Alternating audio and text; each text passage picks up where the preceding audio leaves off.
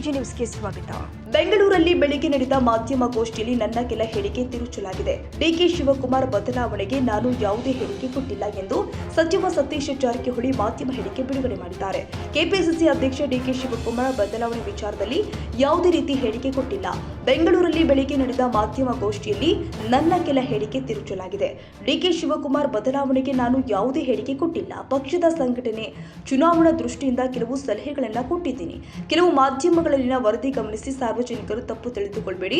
ಮುಂದಿನ ವಾರ ದೆಹಲಿಗೆ ಹೋಗ್ತೀನಿ ಎಂದು ಹೇಳಿದ್ದು ಹೈಕಮಾಂಡ್ಗೆ ಭೇಟಿಗಲ್ಲ, ಕರ್ನಾಟಕ ಭವನದ ಕಟ್ಟಡ ಉದ್ಘಾಟನೆಗೆ ಹೊರಟಿದ್ದೀನಿ. ಕೆಪಿಸಿಸಿ ಅಧ್ಯಕ್ಷರ ಬದಲಾವಣೆ ಹೈಕಮಾಂಡ್ಗೆ ಬಿಟ್ಟದ್ದು ಎಂದು ಮೊದಲಿನಿಂದಲೂ ಹೇಳುತ್ತಾ ಬಂದಿದ್ದೀನಿ ಎಂದಿದ್ದಾರೆ. ನಮಸ್ಕಾರ ಎಲ್ಲರಿಗೂ. ಇವತ್ತು ಬೆಂಗಳೂರಿನಲ್ಲಿ ಬೆಳಗ್ಗೆ ಒಂದು ಪತ್ರಿಕಾಗೋಷ್ಠಿ ಉದ್ದೇಶಿಸಿ ಮಾತಾಡಿದ ಸಂದರ್ಭದಲ್ಲಿ ಕೆಲವು ವಿಚಾರಗಳು ಸತ್ಯಕ್ಕೆ ದೂರವಾಗಿದೆ. ಕೆಲವು ಸಂಜೆ ಪತ್ರಿಕೆಗಳಲ್ಲಿ ಕೂಡ ಗಮನಿಸಿದ್ದೇನೆ. ಅದರಲ್ಲಿ ಕೆಪಿಸಿಸಿ ಹೊಸಬರ ಅಧ್ಯಕ್ಷರಾಗಲಿ, ಇನ್ನೊಂದು ಕಡೆ ಸಾಹುಕಾರ ಸಮರ ಡಿಕೆ ಶಿವಕುಮಾರ್ ವಿರುದ್ಧ ಅಂತ ಇವತ್ತು ಸಂಜೆಗೆ ಬಂದಿದೆ. ಬಹುಶಃ ನಾಳಿನ ಪತ್ರಿಕೆಯಲ್ಲಿ ಯಾವ ರೀತಿ ಟಿಪ್ಪಣಿಗಳೇ ಬರ್ತಾರೆ ಗೊತ್ತಿಲ್ಲ, ಮತ್ತು ಟಿವಿ ಚಾನೆಲ್ಗಳಲ್ಲಿ ಯಾವ ರೀತಿ ಅದು ವ್ಯಾಖ್ಯಾನ ಮಾಡ್ತಾರೆ ಗೊತ್ತಿಲ್ಲ. ನಾ ಹೇಳಿದ್ರಲ್ಲಿ ಕೆಲವು ಸತ್ಯಾಂಶ ಇದೆ, ಕೆಲವು ಇಲ್ಲದನ್ನ ವೈಭವೀಕರಣ ಮಾಡುವಂಥ ಪ್ರಯತ್ನ ಆಗಿದೆ. ಅದಕ್ಕಾಗಿ ಮಾಧ್ಯಮ ಮಿತ್ರರಿಗೆ ಮತ್ತು ಸಾರ್ವಜನಿಕರಿಗೆ ಕೆಲವು ಅಂಶಗಳನ್ನು ತಿಳಿಯುವಂಥ ಪ್ರಯತ್ನ ಮಾಡ್ತಾ ಇದ್ದೀನಿ. ನಾನು ಕೂಡ ಯಾವಾಗಲೂ ಡಿ ಕೆ ಶಿವಕುಮಾರ್ ಬದಲಾವಣೆ ಮಾಡಲಿಕ್ಕೆ ಯಾವಾಗಲೂ ನಾನು ಹೇಳಿಲ್ಲ. ಆದರೆ ಪಕ್ಷದಲ್ಲಿ ಮುಂದಿನ ಸಂಘಟನೆ ದೃಷ್ಟಿಯಿಂದ, ಚುನಾವಣೆ ದೃಷ್ಟಿಯಿಂದ ಕೆಲವು ಸಲಹೆಗಳನ್ನು ಕೊಟ್ಟಿದ್ದೀನಿ. ನಮ್ಮ ಹೊರತಾಗಿ ಅವ್ರನ್ನ ಬದಲಾವಣೆ ಮಾಡುವಂಥ ಹೇಳಿಕೆಗಳನ್ನ ಹಿಂದೂ ಕೂಡ ಕೊಟ್ಟಿಲ್ಲ, ಇವತ್ತು ಕೂಡ ಕೊಟ್ಟಿಲ್ಲ, ಮುಂದೆ ಕೂಡ ಕೊಡುವಂಥ ಪ್ರಶ್ನೆ ಉದ್ಭವ ಆಗೋಲ್ಲ. ಆದರೆ ಇವತ್ತಿನ ವೇಗದ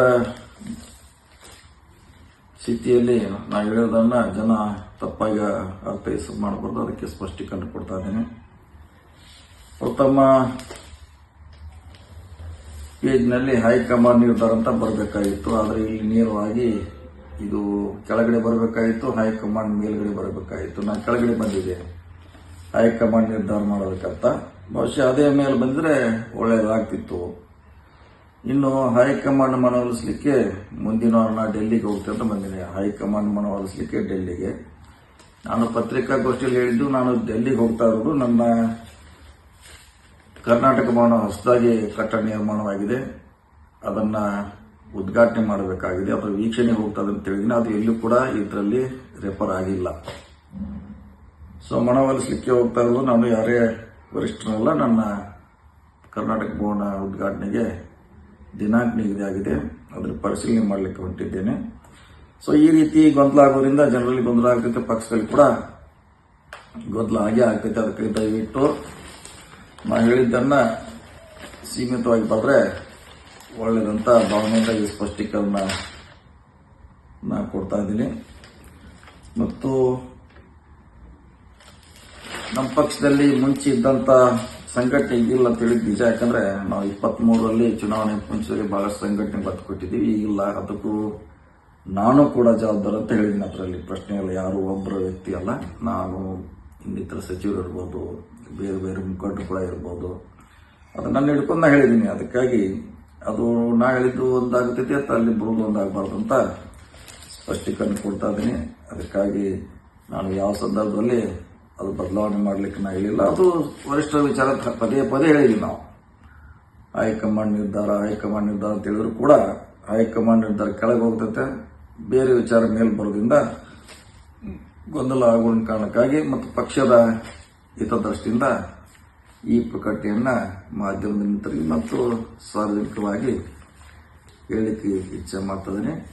ಅದಕ್ಕಾಗಿ ಪಕ್ಷದಲ್ಲಿ ಕೆಲವು ಭಿನ್ನಾಭಿಪ್ರಾಯ ಇದ್ದೇ ಆಗ್ತದೆ, ಆದರೆ ಅದು ನಿರಂತರವಾಗಿರೋಲ್ಲ, ಬದಲಾವಣೆ ಆಗ್ತಾನೆ ಇರ್ತೈತಿ. ದಯವಿಟ್ಟು ನಾವು ಹೇಳಿದ್ದನ್ನು ಸೀಮಿತವಾಗಿ ಬರೆದ್ರೆ ಒಳ್ಳೆಯದನ್ನು ಮಾತನ್ನ ಎಲ್ಲ ಮಿತ್ರರಿಗೆ ಮತ್ತು ಸಾರ್ವಜನಿಕರಿಗೆ ಮತ್ತು ನಮ್ಮ ಪಕ್ಷದ ಕಾರ್ಯಕರ್ತರಿಗೆ ಗೊಂದಲ ಇರಬಾರ್ದು ಅನ್ನೋ ಕಾರಣಕ್ಕಾಗಿ ಹೇಳಿಕೆಯನ್ನು ನಾನು ನೀಡ್ತಾ ಇದ್ದೀನಿ. ನಮಸ್ಕಾರ. ಕನ್ನಡಿಗರ ಮೆಚ್ಚಿನ ನಿಮ್ಮ AJ24 24/7 ನ್ಯೂಸ್ ಕನ್ನಡ ವಾಹಿನಿ ಇದೀಗ ಟಿವಿಯಲ್ಲಿ ಲಭ್ಯ. ಒಂದು ವೇಳೆ ನೋಟಿಸ್ ಕೊಟ್ಟಿದ್ರೆ ವಾಪಸ್ ತಗೋತೀವಿ. ಇವತ್ತು ವಕ್ಫ್ ಪ್ರಾಪರ್ಟಿ ಅಂತೇಳಿ ಬರ್ತದೆ ಅಂತ ಹೇಳಿದ್ರೆ ರೈತರ ಬೀದಿಗೆ ಬಂದು ಏನ್ ಮಾಡ್ಬೇಕಾಗತ್ತೆ? ಯಾರು ವೋಟ್ ಹಾಕಲಿಲ್ಲ ಅಂದ್ರೆ ಗ್ಯಾರಂಟಿನೆಲ್ಲ ಸ್ಟಾಪ್ ಮಾಡ್ಬಿಡ್ತೀವಿ.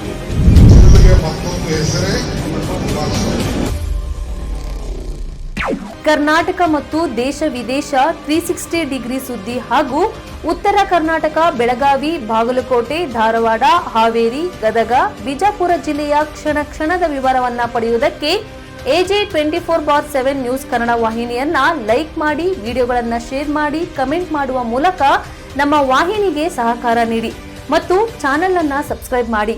ಧನ್ಯವಾದಗಳು.